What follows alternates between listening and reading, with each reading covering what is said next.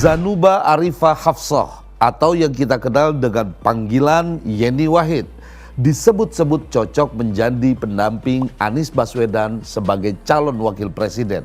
Sontak saja munculnya nama Yeni Wahid membuat internal kubu koalisi perubahan pendukung Anies goyah dan saling bersitegang. Yeni Wahid memang mempunyai daya tarik yang cukup kuat untuk mendulang suara. Selain sebagai putri almarhum Gus Dur, Yeni juga tokoh Nahdlatul Ulama yang cukup diperhitungkan. Jaringan aktivis sosial pengagum Gus Dur yang bernama Gus Durian anggotanya tersebar di seluruh Indonesia.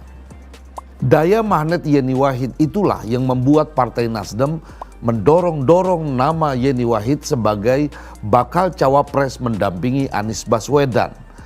Akan tetapi Partai Demokrat buru-buru menolak Yeni Wahid.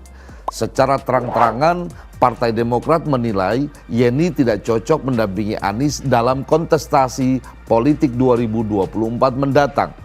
Sesuai nama koalisi perubahan, Yeni Wahid dianggap tidak ideal sebagai sosok perubahan.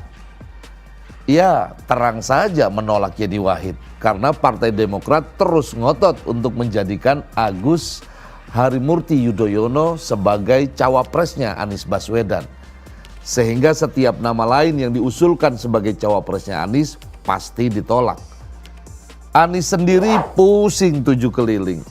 Satu sisi tidak nyaman jika berdampingan dengan AHY. Di sisi yang lain, koalisi perubahan adalah koalisi yang rapuh. Jika tidak menjadikan AHY sebagai cawapresnya, bisa saja Partai Demokrat keluar barisan dan dia gagal mendapatkan tiket pencalonan Pilpres 2024. Sejak awal, partai-partai yang bergabung dalam koalisi perubahan memang saling mengunci. Partai-partai itu disatukan bukan oleh kesamaan visi atau narasi perubahan yang berbuih-buih itu. Sekali lagi bukan. Mereka bersatu karena kepentingan perebutan kekuasaan.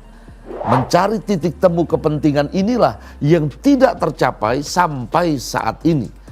Karena itulah Anies Baswedan tidak kunjung mengumumkan siapa yang akan menjadi cawapresnya.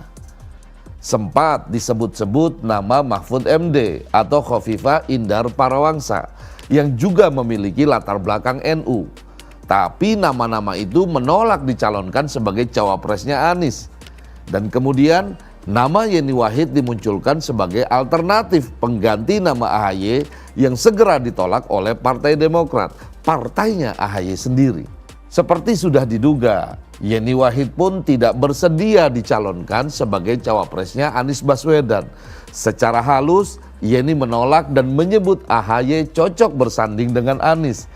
Dengan berkelakar, Yeni mengatakan duet Anies AHY keren. Memang sudah semestinya Yeni menolak tawaran menjadi cawapresnya Anies.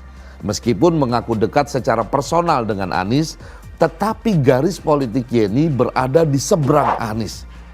Anies Baswedan sudah terlanjur menjadi bapak politik identitas yang didukung oleh barisan kelompok Islam konservatif dan intoleran. Tentu saja itu bertentangan dengan nilai-nilai perjuangan politik dan sosial Yeni Wahid yang diwarisi dari sang ayah almarhum Gus Dur. Rasa-rasanya Yeni Wahid juga tidak akan menyeberang ke kubu Prabowo Subianto di koalisi Kebangkitan Indonesia Raya. Bagaimanapun di kubu Prabowo Subianto ada Muhaimin Iskandar. Walaupun berkali-kali Yeni Wahid menyebut memiliki hubungan kedekatan dengan Prabowo, tetapi secara politik tidak bisa ketemu dengan Caimin. Selama Gerindra berkoalisi dengan PKB dan mencalonkan Caimin sebagai cawapresnya Prabowo, selama itu pula Yeni Wahid mustahil mendukung pemenangannya. Bagi Yeni, perilaku Caimin yang dulu merebut PKB dari Gus Dur menorehkan luka yang teramat dalam bagi keluarga dan Gus Durian. Hal itulah yang menjadi prinsipnya untuk tidak mau dikait-kaitkan dengan PKB Caimin. Kerap kali Yeni mengatakan, Gus Dur sebagai pendiri partai dan guru politik Caimin saja dikudeta, apalagi rakyat nantinya. Prabowo sendiri sepertinya tidak terlalu nyaman jika Caimin menjadi cawapresnya. Berkali-kali nama Caimin didorong sebagai pendamping Prabowo, tapi belum juga disetujui. Tarik ulur terus. Bahkan PKB mengancam akan keluar dari koalisi jika bukan Caimin yang dipilih Prabowo sebagai cawapresnya. Sementara Prabowo Subianto juga khawatir jika PKB benar-benar meninggalkan koalisinya. Prabowo membutuhkan PKB Caimin untuk mendapatkan insentif elektoral di daerah pemilihan Jawa Tengah dan Jawa Timur. Caimin pun tahu apa yang dibutuhkan Prabowo. Dan dia bisa memberikan itu jika dirinya yang menjadi cawapres. Hal seperti inilah yang ditolak oleh Yeni Wahid. Dan karenanya dia tidak akan menjadi pendukung Prabowo. PKB Gus Dur menolak politik transaksional. Begitu tandasnya. Jika berbicara tentang Mbak Yeni Wahid, saya jadi teringat seorang sahabiah, sahabat perempuan di zaman Rasulullah Nabi Muhammad SAW. Sahabat perempuan ini bernama Safanah binti Hatim dari Bani At-Ta'i. Safanah ini memiliki paras cantik dan berkulit putih. Gaya bicaranya lugas, fasih, santun, dan komunikatif. Kepercayaan dirinya tinggi dan senang sekali berbagi kepada sesama. Mbak Yeni ini mirip seperti Safanah. Jago berdiplomasi dengan bahasa santun. Kata-katanya halus tapi mengena. Dia pintar bernegosiasi tapi juga teguh pada prinsipnya. Karena kelihayan Safanah bernegosiasi, ia menyelamatkan kaumnya dari tawanan perang. Dan dakwahnya banyak diterima karena istiqomah pada nilai yang dipegangnya. Begitu juga dengan Mbak Yeni. Meskipun tawaran menjadi cawapres menghampirinya, ia tegas berkomitmen pada nilai dan garis perjuangan Gus Dur, ayahandanya. Bahkan nilai-nilai perjuangan Gus Dur itulah yang menjadi dasar pergerakan komunitas Gus Durian. Kelompok penerus perjuangan Gus Dur yang dipimpin oleh Mbak Yeni dan kakaknya Mbak Alisa Wahid.